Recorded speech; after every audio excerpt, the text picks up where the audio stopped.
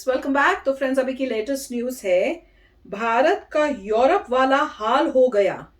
क्या हो गया भैया? पॉजिटिव है कि नेगेटिव है? मैं तो यही सोच के मेरा डर लग रहा है। आई होप कुछ बड़ा अच्छी बात हुई हो। तो पहले वीडियो शुरू करते हैं और पता करते हैं कि क्या है ये। वीडियो शुरू करने से पहले अगर आप चैनल पर नए हो और आपने अभी तक सब्सक्राइब नहीं किया है तो जल्दी से पहले सब्सक्राइब के बटन और बेल आइकन को क्लिक कर लो ताकि आपको हमारे सारे न्यू वीडियोस के नोटिफिकेशन मिल जाए जैसे हम अपलोड करें। अगर आपको वीडियो पसंद आता है प्लीज लाइक एंड शेयर। चलिए शुरू करते हैं। नमस्कार दोस्तों, स्वागत है आपका हिंदी नॉलेज शो में। तो दोस्तों, वो कहते हैं ना कि गेहूं के साथ घुन भी पिसता है, वही काम अब हो चुका है। हमारे पड़ोस में आग लगी थी, उसकी आंच आनी अब शुरू हो चुकी है और लपटें कभी भी पहुंच सकती है जो हमारे घर को भी जलाएंगी। जी हाँ, मैं बात कर रहा हूं श्रीलंका संकट की। आपको बता दूं कि आज की तारीख में श्रीलंका के अंदर हालात पाकिस्तान से भी बदतर हो चुके हैं। लोगों को पेट्रोल लेने के लिए 3-3 किलोमीटर की लाइन में लगना पड़ रहा है और श्रीलंका का ऐसा कोई पेट्रोल पंप नहीं है जहां पर सेना की तैनाती ना की गई हो। अभी तक करीबन 6 से 7 लोग लाइन में खड़े खड़े मारे जा चुके हैं। इतना ही नहीं, खाने पीने की चीजें इस समय 10-10 गुना दाम पर मिल रही है। आपको बता दूं कि 1 लीटर दूध की कीमत 1000 भारतीय रुपए से भी ज्यादा है। अगर आप एक सिंपल सा ब्रेड का पैकेट भी खरीदने जाते हैं ना, तो पहली बात तो आपको मिलेगा ही नहीं। क्यों? क्योंकि जो अमीर लोग हैं श्रीलंका के, उन्होंने ब्लैक मार्केटिंग करनी शुरू कर दी है और अपने घरों में जमा करना शुरू कर दिया है। और अगर आपको बाई चांस एक आधा पैकेट मिल भी गया तो उसके लिए आपको 500-600 रुपए देने पड़ जाएंगे, वही पैकेट जो 10-20 रुपए का मिलता था। और इसी वजह से अब श्रीलंका की जो आग है वो भारत के अंदर पहुंचनी शुरू हो चुकी है। आज पहली बार श्रीलंका से शरणार्थी भारत के अंदर दाखिल हो गए हैं। आज करीबन 6 श्रीलंकन शरणार्थी भारत के अंदर नाव के जरिए दाखिल हुए हैं और इन सभी लोगों ने यही कहा कि श्रीलंका के अंदर रहने जैसी स्थिति नहीं है, खाने पीने की चीजें नहीं मिल रही है, बच्चों के लिए एक वक्त का दूध जुटा पाना भी महाभारत लड़ने जैसा हो चुका है। स्क्रीन पर आप देख सकते हैं आर्टिकल। करीबन 6 शरणार्थी आए हैं और बताया जा रहा है कि लगातार लोग भागकर आ रहे हैं श्रीलंका से। अब आप में से कुछ लोग कहेंगे कि ये कौन सी बड़ी बात है, जब श्रीलंका के अंदर गृह युद्ध हुआ था तब भी तो वहां से लोग भागकर आए थे, हमने तब भी हैंडल कर लिया था। लेकिन इस बार हालात उससे भयानक है। क्यों? क्योंकि जब श्रीलंका के अंदर गृह युद्ध हुआ था तो श्रीलंका के जो तमिल्स हैं वो सिर्फ आए थे भारत।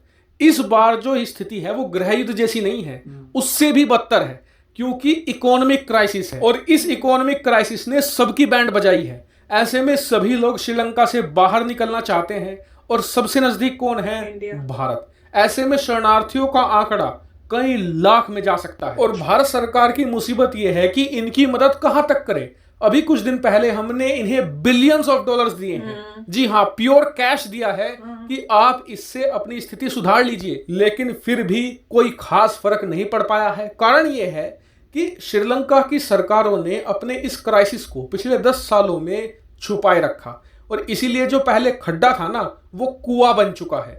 अब कुएं में आप कहां तक पानी डालेंगे? आप खुद सोचिए। भारत भी इनकी मदद कहां तक करे? और इसके ऊपर दिक्कत यह है कि इनकी स्थिति और बिगड़ने वाली है। क्यों? क्योंकि श्रीलंका से जो अरबों डॉलर के भारी भरकम लोन ले रखे हैं उनकी ब्याज की किस्तें आ चुकी हैं। अगर नहीं चुकाएंगे तो अपनी जमीन से भी हाथ धोना पड़ेगा। श्रीलंका चीन की एक कॉलोनी बनकर रह जाएगा। ऐसे में भारत के एक तरफ कुआं दूसरी तरफ खाई है। देखने वाली बात यह होगी कि भारत इसे कैसे मैनेज करेगा। हालांकि आप इसके बारे में क्या सोचते हैं कमेंट करके बताइएगा। Thank you very much for watching video. तो फ्रेंड्स, सिचुएशन तो बड़ी खराब हो गई। हेल्प भी मिल गई, पैसे भी मिले, पर उससे कोई सिचुएशन में इंप्रूवमेंट ही नहीं हुई। इसका मतलब बदतर ही हुई है बल्कि।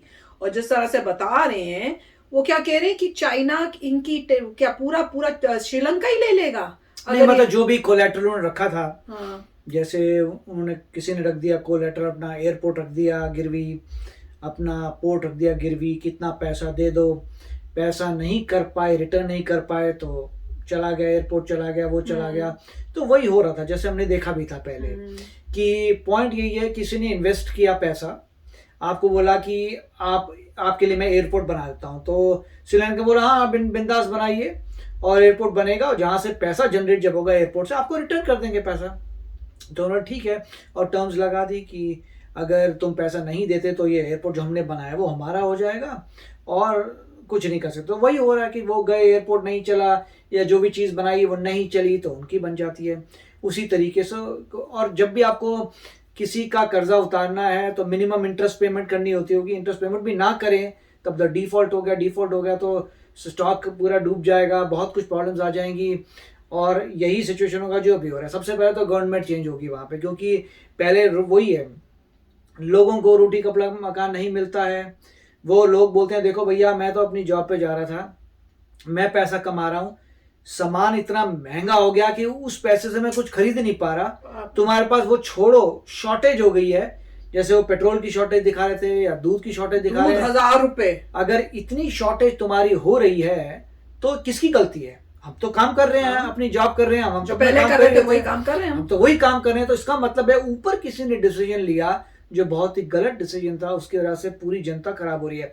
तो लोग नॉर्मली उसमें रिवोल्ट करते हैं, ऊपर का बंदा चेंज होता है, दूसरा बंदा आता है, वो कोशिश करता है, मगर यहाँ पे इससे सॉल्व नहीं होगा। इवेंचुअली है कि कौन कर्जा उतारेगा, उसके लिए वो इंडिया के पास आ सकते हैं। इंडिया कह सकता है कि ठीक है, अगर आपने एक्स अमाउंट जो है चाइना को देनी थी, उसके बदले एयरपोर्ट गिरवी रखा था, तो हमें एयरपोर्ट गिरवी रख दो, हम तुम्हें इतना पैसा देते हैं, वो तुम चाइना को दे दो। मतलब जो एसेट्स चाइना के अंडर थे वो सारे आपके अंडर आ जाएंगे, क्योंकि आपने उसका पैसा चाइना को दे दिया। और फिर आप धीरे धीरे आप जो है पैसा इंडिया को देते रहो। या जैसे क्रेडिट लाइन खोली थी कि भाई आपको इतना हम कर्जा दे रहे हैं, अकाउंट में इतने आ गया, आपको जब हम वीट भेजते हैं तो इतना हमने आपको वीट दे दी, इतना पैसा दिए, अब आपने रिटर्न करना है इतना पैसा, मगर आप हमसे ही सामान ले सकते हैं और हमें रिटर्न करना है। तो वो तो बहुत आसान हो गया। मगर दुख की बात यह है कि जब कोई डूब रहा है अपनी गलती से, श्रीलंका ने जो भी कार्य किया गलत किया, वो डूब रहा है, जब कोई बचाने आता है तो उसका भी लॉस होता है।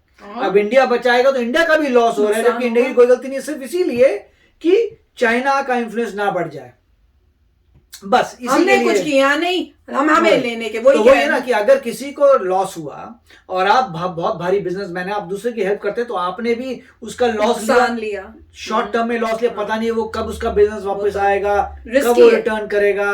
ज्यादा प्रिंसिपल भी नहीं मांग सकते, वरना वो बोलेगा फिर तो तुम बिजनेस पार्टनर बन गए, तुम तो फ्रेंड थे ही नहीं। तो प्रिंसिपल भी मतलब आपको इंटरेस्ट भी कम उस बंदे ने देना है आपको, आपका पैसा भी चला गया वहां पे लॉन्ग टर्म में। गलती उसी की थी, उसने हमने कुछ किया नहीं, सारे कार्य उसने बुरे की कि अपने कंट्री को डुबा दिया। तो बस यही है। तो मगर उसमें इतनी ग्रेटिट्यूड आना चाहिए कि ठीक है किसी कंट्री ने आपको, पर लॉन्ग टाइम में देखा है कि ग्रेटिट्यूड सब भूल जाते हैं, जैसे जैसे सालों गुजर तो जाते हैं। अगर आप हेल्प नहीं करते तो वहाँ चाइना कंट्रोल हो जाएगा, फिर तो और बड़ी मेजर प्रॉब्लम आएगी। अगर चाइना अपने वहां पे, या फिर रशिया की तरह बोलो चाइना आया तो हम अटैक कर देंगे। नहीं मतलब अभी तो पॉइंट ये नहीं है, पॉइंट यही है कि वहां पे चाइना को स्टॉप करने के लिए अपना मतलब हेल्प तो करनी पड़ेगी। देखो अब क्या करते हैं, इंडिया हेल्प तो करेगा, मेरे को लगता तो यही है।